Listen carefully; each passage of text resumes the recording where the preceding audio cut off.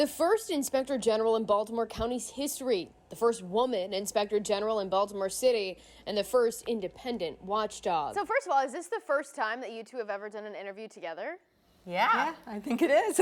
Isabel Cumming and Kelly Madigan, rooting out waste, fraud, and abuse in Baltimore City and Baltimore County, often working closely. It's nice to have a friend, colleague, and mentor to be able to pick up the phone and collaborate with. While their job roles are similar, their budgets and staff are different. 3 people in total for 2 separate offices. We have 18 members in my office. The city's budget for the OIG, $2.4 million. But across the line in the county, Madigan working with a budget of $290,000. And she says 97% of that dedicated to salaries. Kelly has done the most, her whole team has done the most incredible job for Baltimore County, and their budget should be really quadrupled. Madigan says for the price to mail a postcard each year, Baltimore County residents get the work of a corruption watchdog.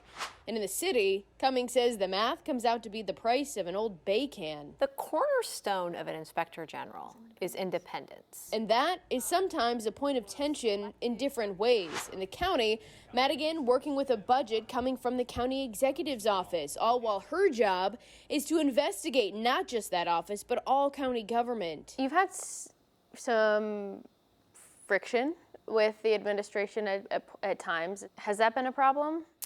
I think that there are growing pains. In essence, the purpose of my job is to point out all the things you're doing improperly or incorrectly or could be doing better. So there is that inherent tension. I'm trying to lean into that. I think it's really important to try to set the tone, and I am really committed to doing what's best for the Office of the Inspector General, even if it's not popular. Originally, the Inspector Generals worked for the mayor.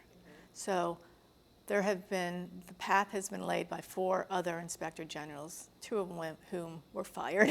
So the path was definitely laid, and it was never easy for any of us. Do you have an oversight board?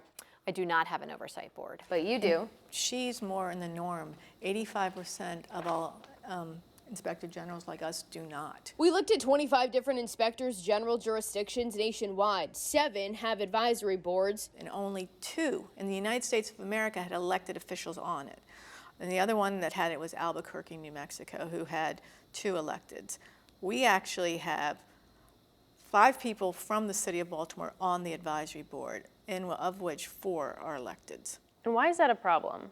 It's a problem because the Inspector General is being evaluated by people who they have to evaluate. There's a bill being discussed in City Hall to change the makeup of the board, but it's unclear if that will get support. I think that it's the right thing to do. It makes it even more citizen-based. These 2 women have saved taxpayers millions of dollars to date. From a joint water billing report, Baltimore City never responded to either Baker Tilly or Baltimore County. 5% of all meters costing the city and county over $1 million. to individual probes, change is being made because of tips from the public and investigations led by these 2. We can actually see, because our hotline, we have one person that actually works that all the time, and we can actually see every time we issue a report and every time we have an opportunity to do something like this, it actually goes up because awareness is so important. You're not doing it for the thanks, but every time a report is issued,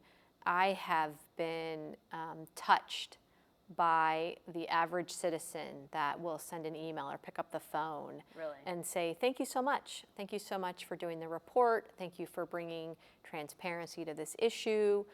Keep up the good job. Keep up the hard fight. We appreciate your efforts. All with the goal of rooting out corruption in government and restoring trust with the public.